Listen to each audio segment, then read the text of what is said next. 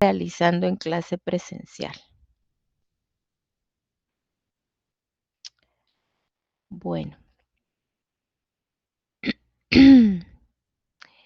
comenzamos entonces con explicar sobre la administración de inventarios y la administración de las cuentas por cobrar, siempre enfocándonos en el circulante, porque la realidad es que todo el segundo parcial lo que incluye son cuentas del circulante.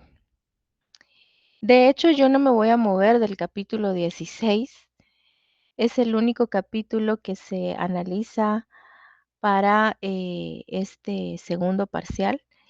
Y el día de hoy específicamente voy a estar mencionando contenido que está de las páginas 668 a las 673. Em, Vamos a comenzar hablando un poquito con respecto a la administración de inventarios. Tiene algunos objetivos. Yo estoy acá em, presentando dos. Primero, pues asegurarse de que los inventarios necesarios para sostener las operaciones estén disponibles. Em,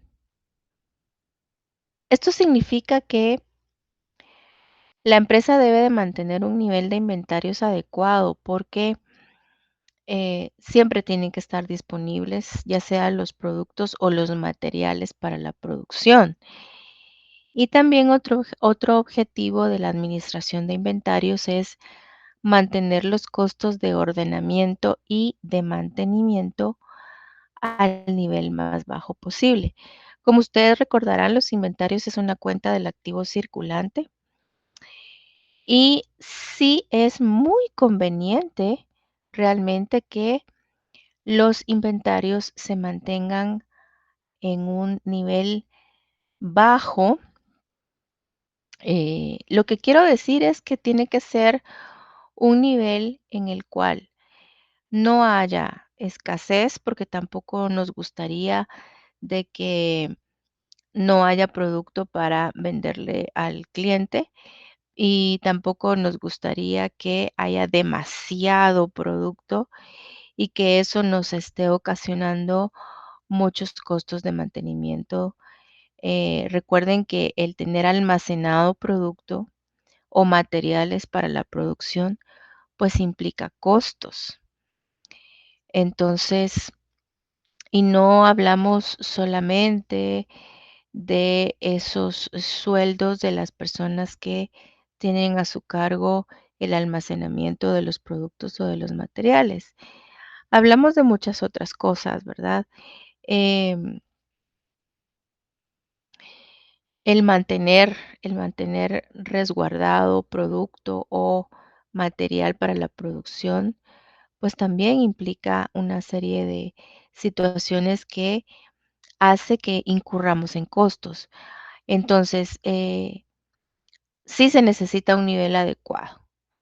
Esta frase la tomé del libro, dice: los niveles más bajos de inventarios reducen los costos de almacenaje y también reducen los costos de manejo, seguros y obsolescencia.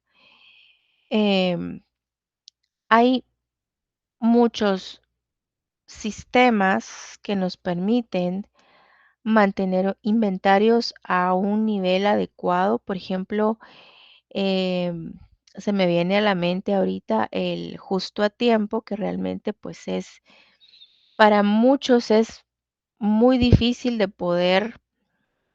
em, de poder tenerlo en una empresa, porque implica de que el producto tiene que llegar a la empresa justamente cuando el cliente lo está necesitando comprar, ¿verdad? O no, está prácticamente em, llegando en un momento el cliente en el cual pues el producto recién ha entrado, entonces no ha tenido un tiempo de almacenaje que implique costos para la empresa.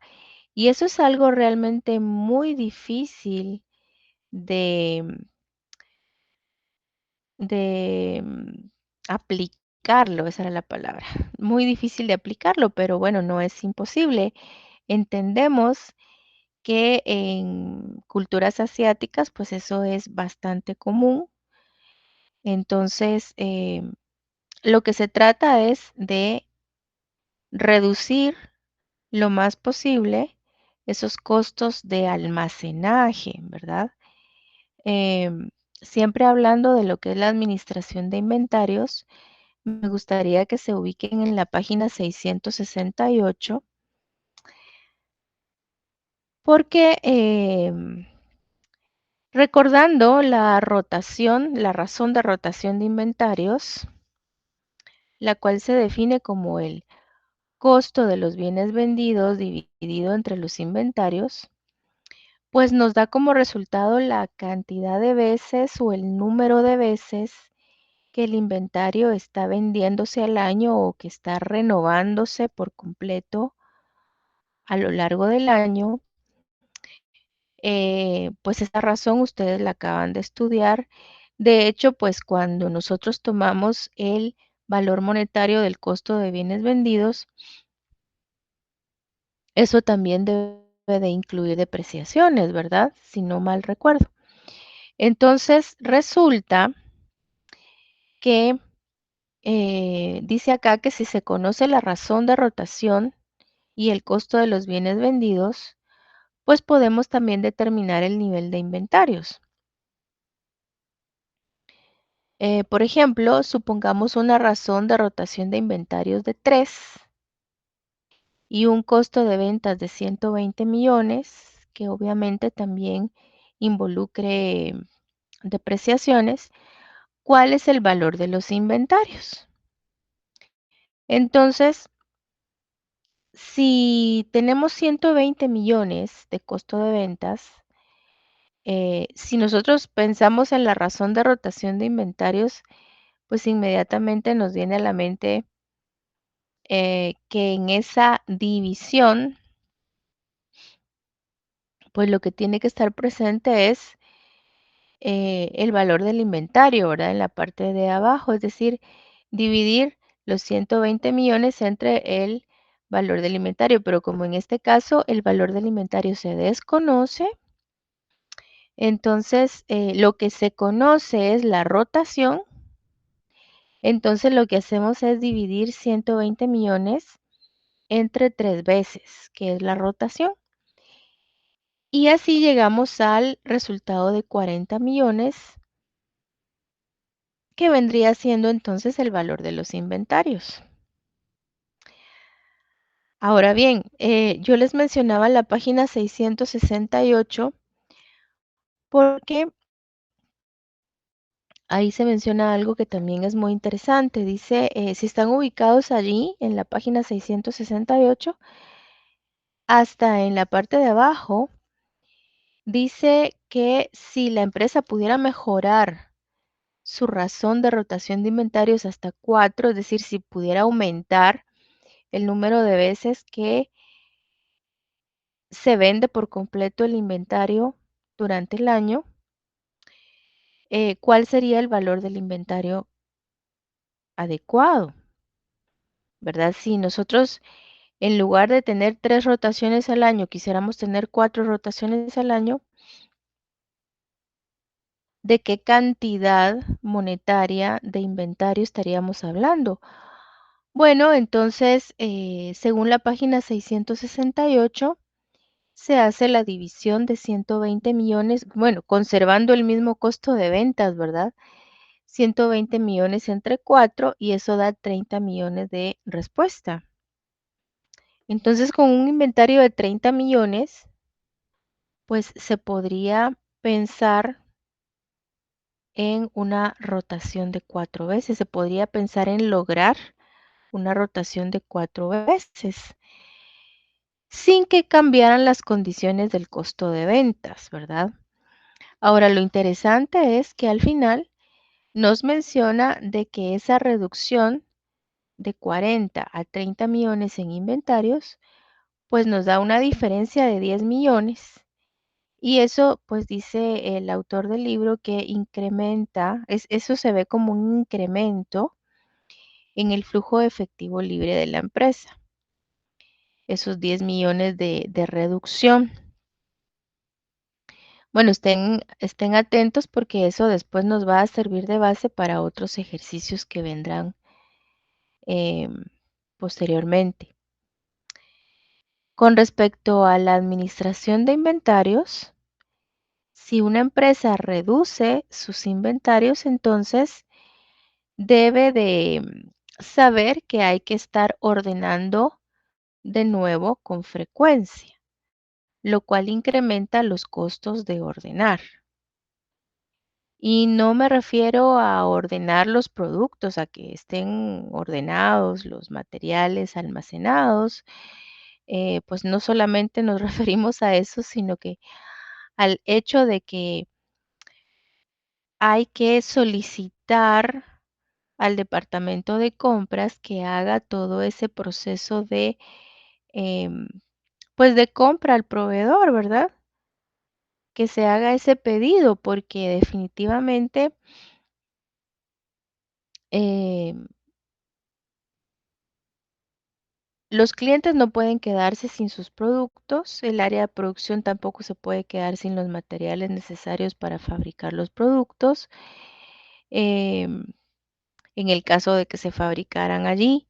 En el caso de que se compran mercaderías, pues también tenemos que estar abastecidos. Bueno, el hecho es que em, si una empresa reduce inventarios, tiene que saber que las solicitudes al proveedor pueden ser más frecuentes. Entonces hay que estar conscientes de que eso implica costos, ¿verdad?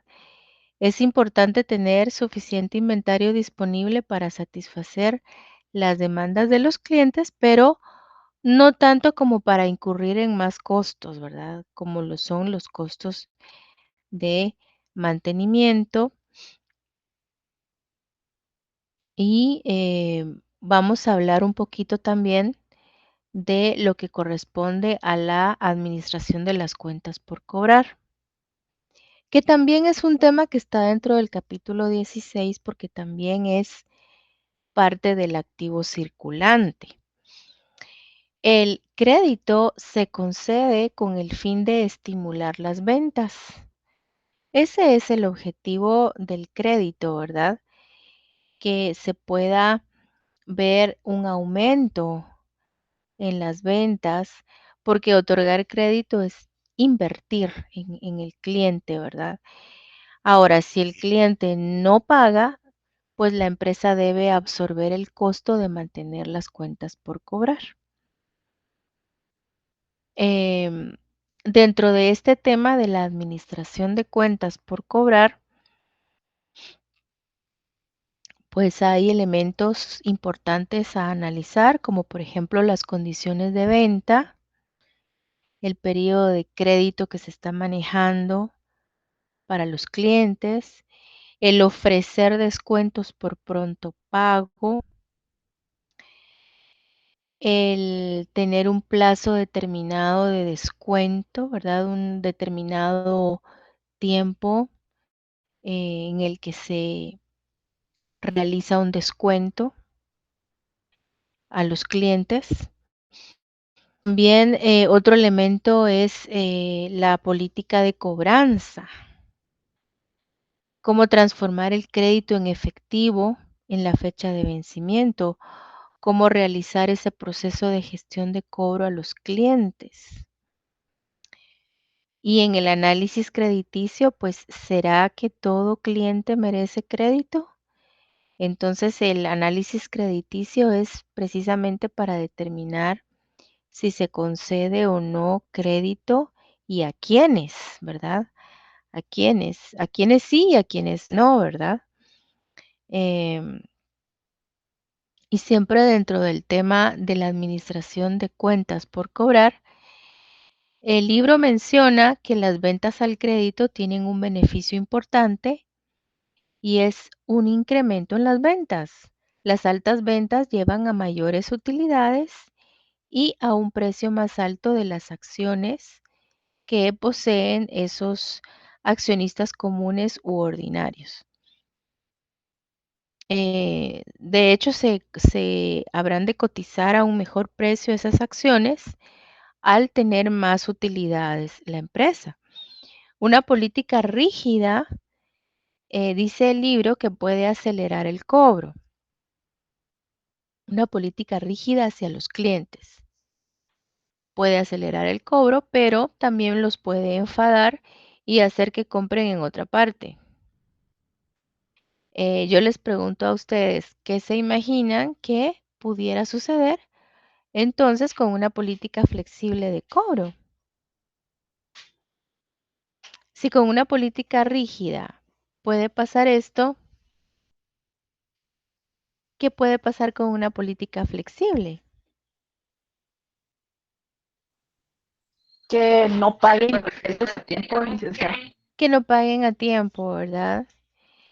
Que se relajen, que de hecho hasta se acostumbren a no pagarnos tan pronto y entonces puede ocurrir de que ya tengamos cuentas en mora, ¿verdad? Entonces también dentro del tema de la administración de cuentas por cobrar tiene que haber un equilibrio, ¿verdad? Así como hablábamos de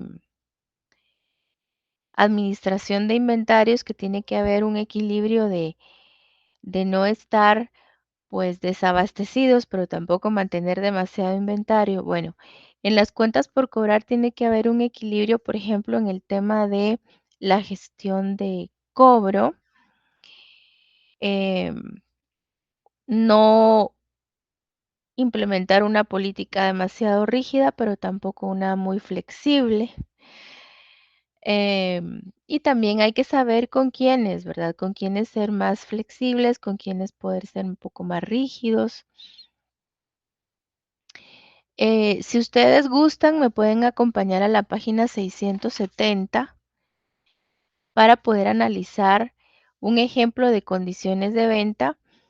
Esta frase de 10 sobre 10, 60 neto. Bueno, em, en el libro, en la página 670, hay un ejemplo en el que dice 2 sobre 10, 30 neto. ¿Qué significa esto? Bueno, según el libro, dice que se concedería un 2% de descuento por pronto pago si los clientes a los cuales les hemos brindado 30 días de crédito, pues se apresuraran a pagarnos, nos pagaran dentro de los primeros 10 días de efectuada la venta.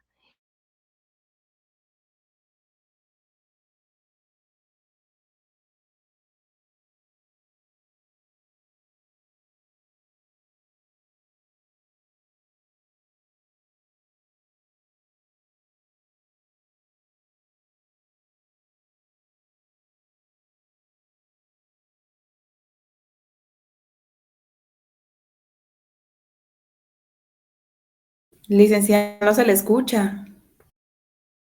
Sí, no se le escucha. Se ve lo que presenta.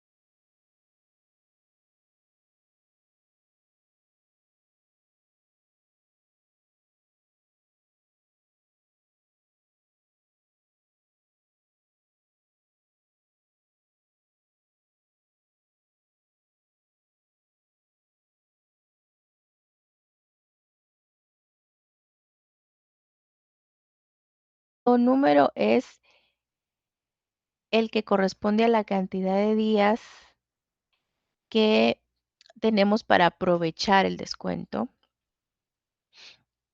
En el caso de la, pues, eh, frase amarilla que está aquí arriba, tendríamos un 10% de descuento como clientes si pagamos dentro de los primeros 10 días de efectuada la compra, pero pues vamos a estar gozando de 60 días de crédito, es decir, si no aprovechamos ese descuento, igual nosotros tenemos hasta 60 días para pagar como clientes, ¿verdad? Eh, Así que esto es basándome en el ejemplo de la página 670.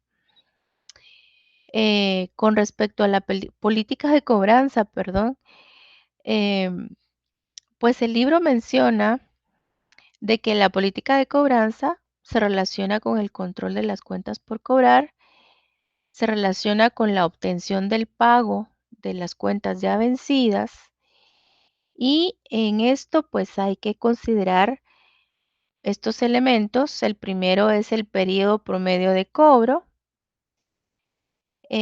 porque una cosa es la política que se tenga de crédito, de cuánto tiempo se le va a dar de crédito al cliente. Uno podría decir se le concedieron 15 días de crédito,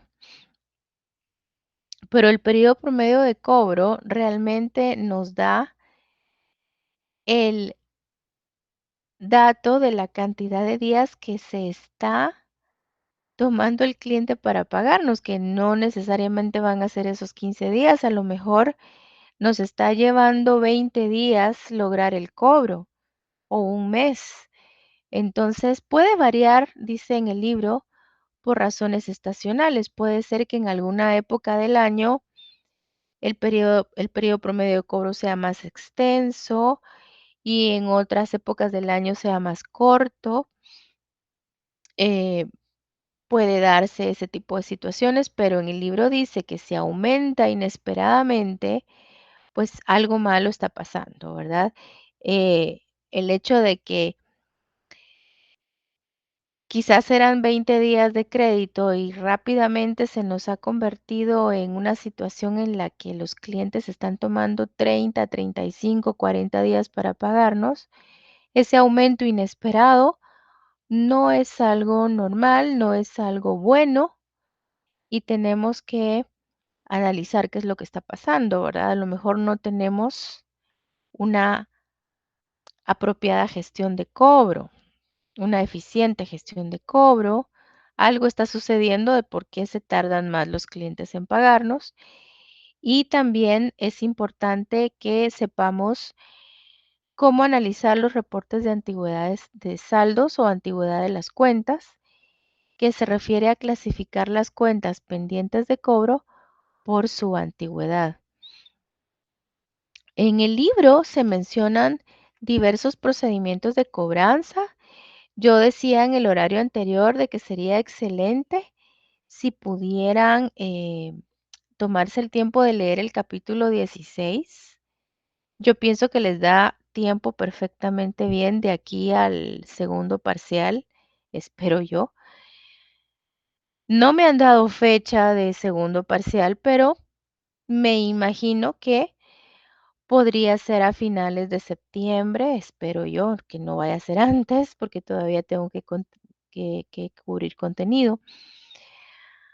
Pero suponiendo que fueran unos 20 días o un mes que tenemos todavía de tiempo antes de ese segundo parcial, leer ese capítulo 16 sería genial porque eh, pues es el contenido del examen y allí se menciona que se puede utilizar correo, correo electrónico, llamadas telefónicas. Hay diversos procedimientos para poder obtener el pago del cliente. Eh, lo que me interesa ahorita es analizar este cuadro de antigüedad de cuentas por cobrar o antigüedad de saldos. Si ustedes se fijan en la primera columna, está la antigüedad de las cuentas pendientes de cobro. En la columna de en medio está el monto de las cuentas pendientes de cobro y en la columna de la derecha está el porcentaje sobre el monto total pendiente de cobro. Todo inicia sabiendo que tenemos un total a cobrar o un total pendiente de cobro de 100,000 quetzales. Este podría ser nuestro presupuesto de cobro, 100,000 quetzales. Y esto se ha como dividido o separado por tiempos. Lo que tiene una antigüedad de hasta de 10 días son 10,000 quetzales, considerando pues la fecha de las negociaciones, ¿verdad? Em, la fecha en la que se hizo prácticamente la venta al cliente. Pero también hay cuentas mucho más antiguas, hay de más de 90 días. Hay personas que nos deben más de 90 días 5,000 quetzales. Entonces, está prácticamente por periodos de tiempo. En lo que más miramos nosotros, dinero pendiente de cobro es de 31 a 60 días. Ahí es en donde miramos 55,000 quetzales pendientes de cobro. El problema que vemos cuando hay cuentas muy antiguas es que se pueden ir volviendo incobrables. Mientras más tiempo pasa, mientras más antigüedad tiene la cuenta, pues hay más riesgo de que no logremos el cobro, ¿verdad? No logremos que el cliente nos pague porque podemos hasta perder contacto con él. Podemos incluso pues ya no tener datos de en dónde poder contactarlo, ¿verdad? Entonces, no podemos permitir que las cuentas tengan tanta antigüedad. Em, Aquí lo que vemos es que la mayor parte de las cuentas están pendientes de cobro de 31 a 60 días de antigüedad, 55,000 quetzales con un 55%. Hay que tener bastante cuidado con esto, pero lo que es definitivamente urgente es hacer todos los esfuerzos posibles para recuperar estos 5,000 quetzales que tienen más de 3 meses de antigüedad. Y también estos 15,000 quetzales que ya están llegando a los 3 meses. Bueno, ya tienen 3 meses. Ya tienen 3 meses y no digamos lo que tiene más de 3 meses. Entonces, eh, no hay que permitir que las cuentas tengan tanta antigüedad. Yo necesito que me ayuden con esto porque hay dos empresas. Está la empresa El Sol y la empresa La Luna y yo quisiera saber cuál de estas dos empresas consideran ustedes que ha administrado mejor sus cuentas por cobrar. Si les dieran a elegir, si les preguntan cuál está en mejores condiciones, su administración de cuentas por cobrar, pues cuál sería la ganadora. Para empezar, hay que totalizar, ese, ese dato de cuentas por cobrar, no está. Hay que sacar la suma, por favor, de la empresa El Sol y de la empresa La Luna. ¿Cuánto suma eh, el total a cobrar de la empresa El Sol y cuánto suma el total a cobrar de la empresa La Luna?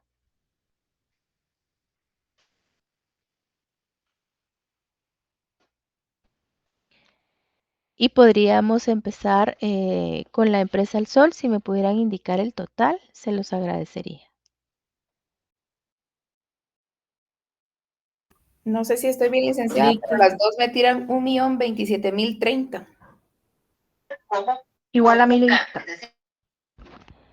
Las dos empresas Sí, suman lo esas son. mismo. Sí, las dos me suman Ah, lo muy mismo, bien. licenciada.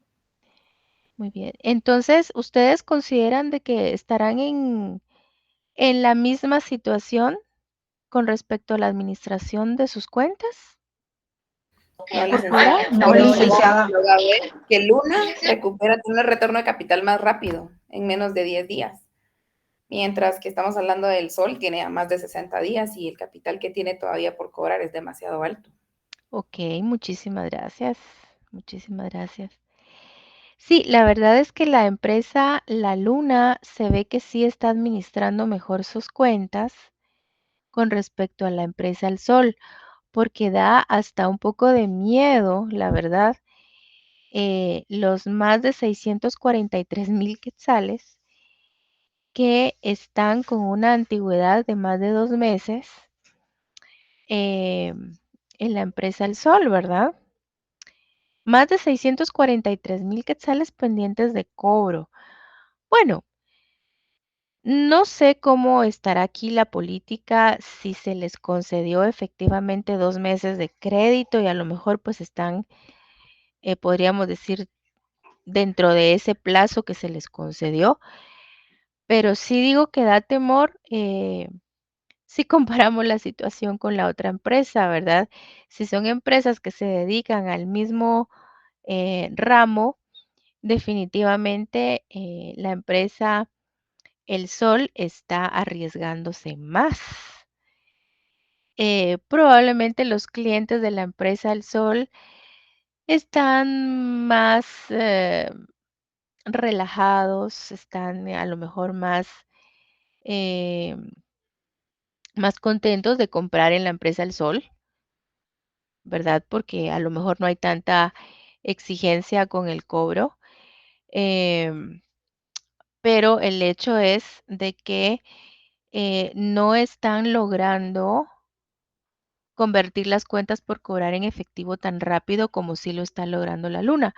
Nosotros el día viernes hablábamos de que hay un ciclo de conversión del efectivo que se debe de procurar que sea lo más corto posible, ¿verdad?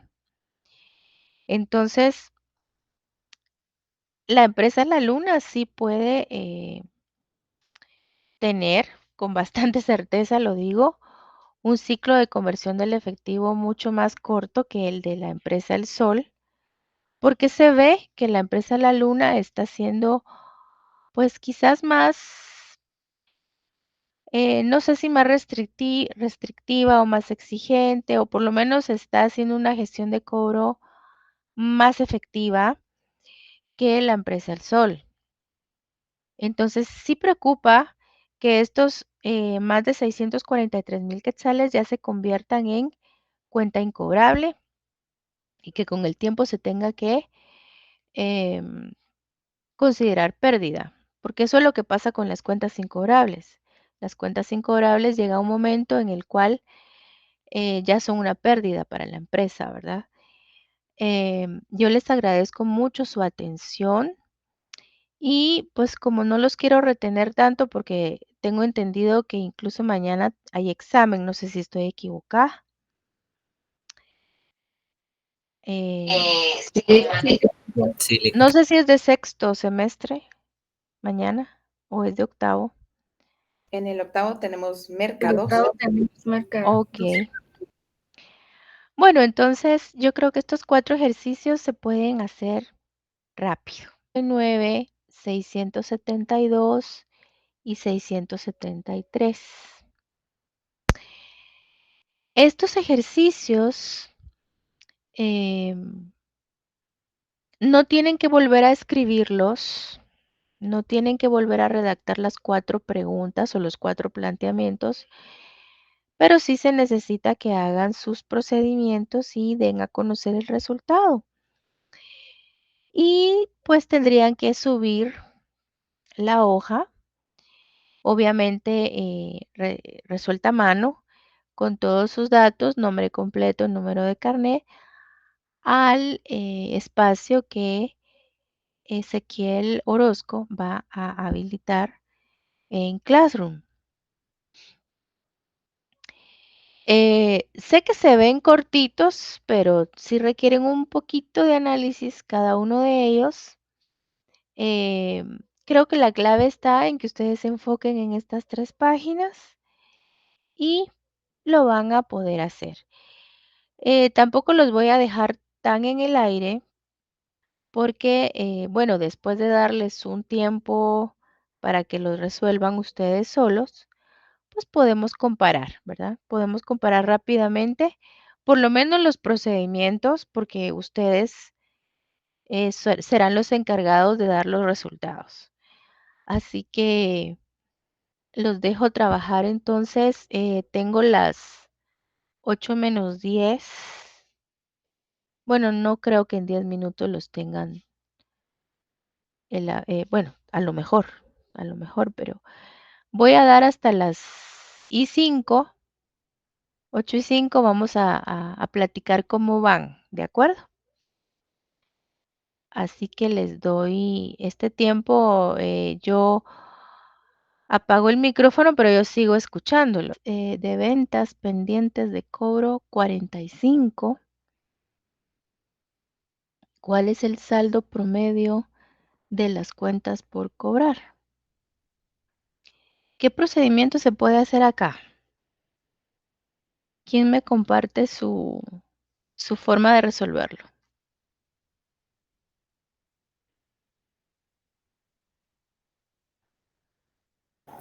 Ventas por periodo promedio de cobro, entonces se divide las ventas dividido 365 días por los 45 días de cobro. Excelente, así es. Muchísimas gracias. Sí, me parece que dará como más de 120,000 quetzales, ¿verdad? Excelente. 128.21.9178. Excelente, así nos estamos apurando para ya ir terminando la clase. Una empresa tiene cuentas por cobrar por 535,000 quetzales. Sus ventas anuales al crédito son de 1,250,700 quetzales. Calculen los días de ventas pendientes de cobro. ¿Cómo poder relacionar esos dos datos para que dé? Fíjense cómo lo voy a preguntar. ¿Cómo poder relacionar esos dos datos, los 535,000 y el 1,250,700, para lograr un resultado de 156 días? Con más decimales, con decimales, mejor dicho. 156.1325. Exacto, pero ¿cómo llegan a eso? Hay una fórmula que dice que se dividen las cuentas por cobrar dividido a las ventas anuales, pero las ventas anuales van dividido por 365. Venta diaria, ¿verdad? Excelente, muchas gracias. Número 3, una empresa tiene días de ventas DSO, que son los días de ventas pendientes de cobro de 35. Sus ventas anuales son de 730 millones. ¿Cuál es el saldo promedio de las cuentas por cobrar? ¿Qué se hace primero?